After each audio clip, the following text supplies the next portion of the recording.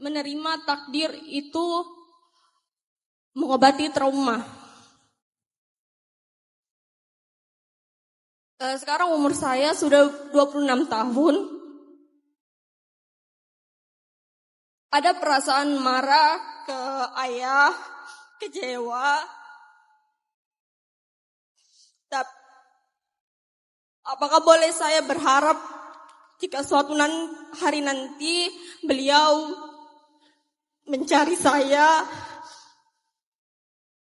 entah itu saya bahagia atau marah, apakah salah kalau saya masih berharap? Tapi trauma itu mempengaruhi cara saya bergaul, bersosial sama orang lain. Saya selalu takut ditinggalkan, entah itu dari teman atau keluarga, dan saya takut berteman dengan orang baru. Apakah itu saya tidak menerima takdir? Apakah saya salah jika bersikap seperti itu? Tapi Allah seringkali mengabulkan doa dengan 3 cara. 1, persis seperti yang kita minta. 2, diganti yang lebih baik dari apa yang kita minta. 3, dihindarkan kita dari keburukan sama dengan kebaikan yang kita minta. Tapi kesimpulannya, doa kita pasti dikabulkan. Dengan cara salah satu dari 3 tadi. Pasti dikabulkan. Maka gak akan mungkin kecewa orang yang berdoa. Sehingga harapan-harapan Kak Mita tadi itu coba tuangkan dalam bentuk doa.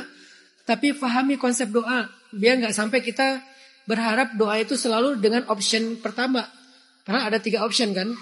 Kenapa kita kecewa dengan doa? Karena kita selalu mengatakan kalau gak dikabulkan dengan cara pertama, berarti gak dikabulkan. Makanya kecewa.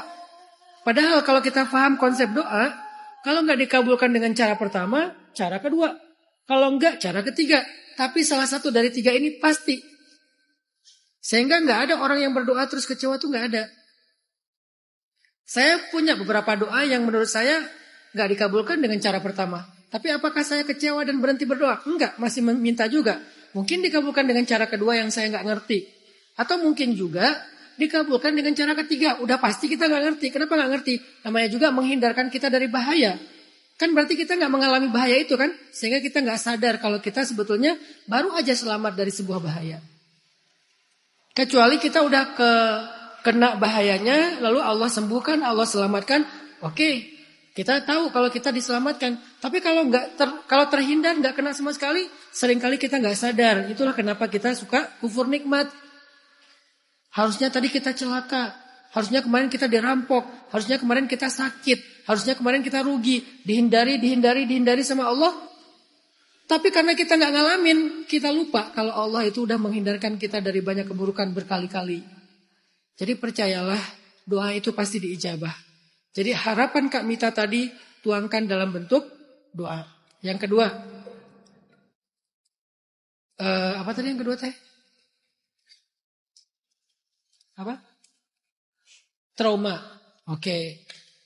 Gimana tentang masalah trauma? Kak Mita, kita semuanya punya trauma masing-masing. Walaupun mungkin intensitasnya beda-beda ya. Ada yang mungkin udah lumayan berat, ada yang ringan. Tapi semua kita punya trauma. Saya nggak tahu ya. Saya ada rasa ketakutan tentang keluarga yang kadang-kadang tuh berlebihan. Sehingga saya jadi ayah itu agak lumayan protektif, overthinking. Saya pernah tanya sama anak-anak, menurut kalian Baba itu gimana sih gitu ya? Kata mereka, Baba itu kayak ayahnya Nemo. Jadi saya tuh ke anak-anak kayak ayah Nemo. Gimana ayah Nemo?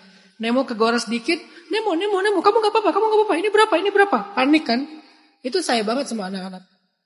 Kata mereka, Baba itu kayak bapaknya Moana. Gimana bapaknya Moana? Pokoknya kamu gak boleh jauh-jauh ya. Gak boleh ngelewatin batas karang itu ya. Takut gitu anaknya kenapa-kenapa. Itu ada di saya. Saya gak tahu, saya pernah trauma apa ya. Saya juga gak sadar ya. Tapi rasa itu tuh agak sering muncul kayak overthinking, kayak over worried gitu. Tahu gak obatnya buat saya? kalau lagi kayak gitu apa? Ini self healingnya saya ya. Dari literasi Islam yang saya baca. Obatnya adalah saya akan mengatakan, ya Allah, saya titip mereka kepada Engkau. Engkau sebaik-baik penjaga. Karena Nabi SAW bersabda, Innallaha idzastudi'a syai'an hafidhah. Allah itu kalau dititipin sesuatu pasti dijaga.